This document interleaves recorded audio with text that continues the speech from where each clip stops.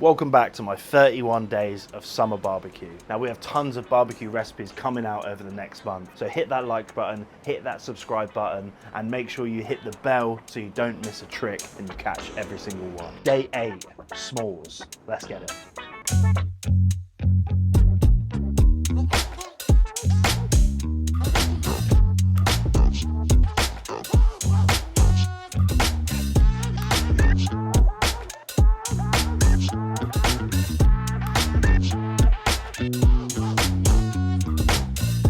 The sun's going down, it's getting close to the end of the night, your barbecue is spent, but you've got these beautifully burning orange coals just left at the bottom of your bowl.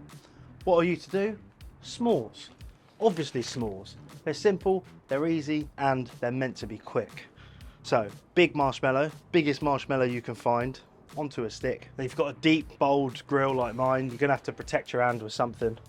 So just wrap a towel around it. If you've got any big trees or big twigs in your garden, now's the time to use them up and just rotate over those burning coals. You're looking for a dark golden brown. If you get flecks of burnt, don't worry about it too much. But like a rotisserie chicken, keep turning till you end up with this golden brown, stunning toasted marshmallow. Now there's one difference to my s'mores that not a lot of people do.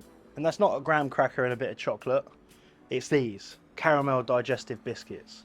So toasted marshmallow on a biscuit, with the other one on top, give it a quick press, and it's literally as easy as that. For me, the biscuits are a game changer. If you've got biscuits you like using, if you've got certain dark chocolates you like using, if you want to put some pistachios in this, maybe a bit of walnut, that's completely up to you. But these are my super simple, 2-ingredient, banging, quick caramel s'mores. And they go.